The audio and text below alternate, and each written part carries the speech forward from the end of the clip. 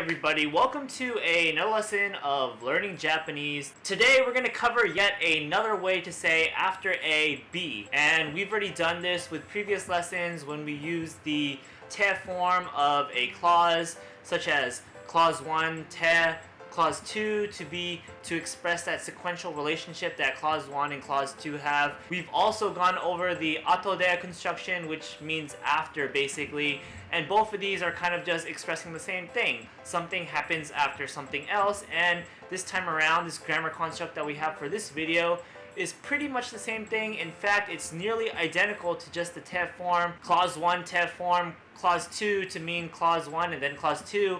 Here we're using A teからB, and this is just going to mean after A, B. And you'll notice that it also has te in the grammar construct just like the regular te, the general te construction, and that's because it's pretty much nearly identical to just using te form.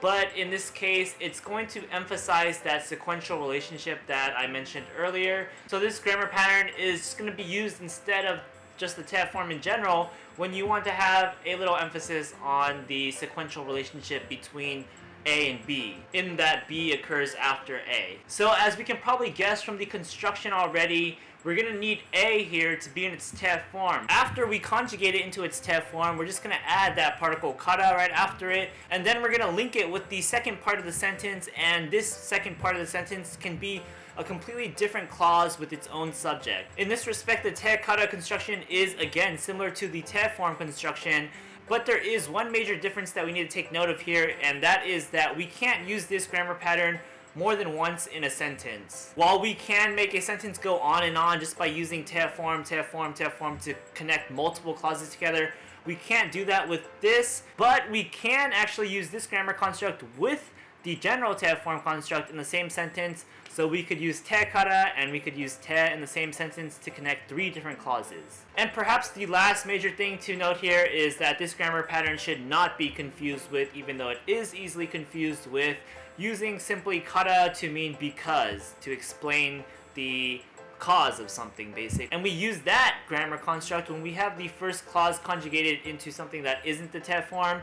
The te form here is that key indication that lets you know that if you see te form before kara, that's meaning this grammar construct and not just the regular kara, which means because. Okay, so that was a long introduction, so now let's go into some examples. For our first example sentence, we have the simple line, Shukudaiをしてからテレビを見ました. So what is this line saying? It's saying that after I did my homework, I watched television.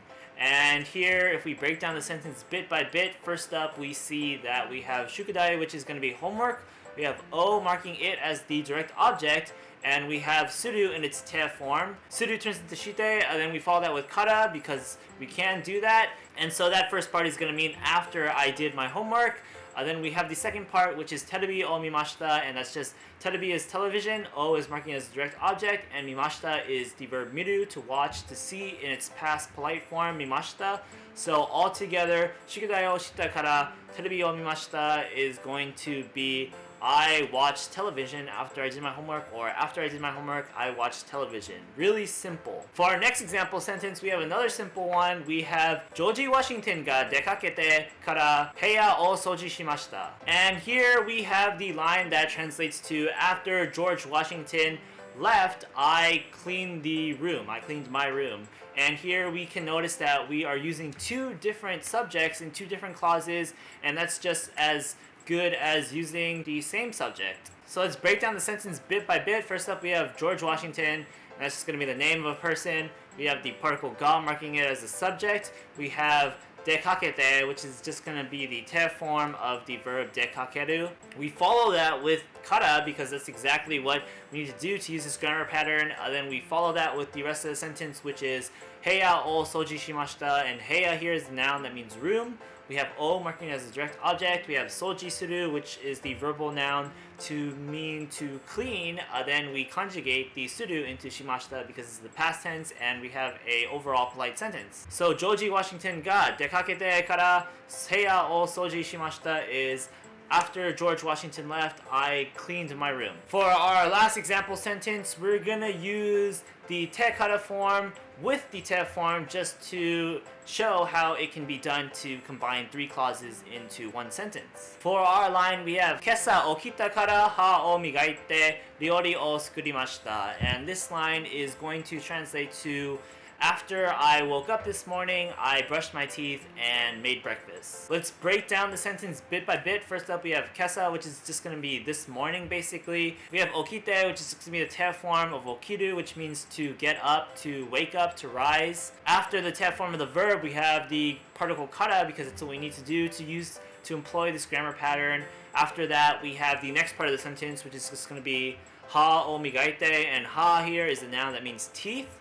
We have o marking teeth as the direct object of the clause. We have migaite, which is going to be the verb migaku in its te form. So this is going to be I brushed my teeth and now we have the last part of the sentence, which is ryori o sukurimashita, and ryori is the noun for basically food or a meal. Here, just because we have the context, it's going to be breakfast. We have o marking it as the direct object of the sentence. Then we have the verb sukuru in its past polite tense, which is sukurimashita.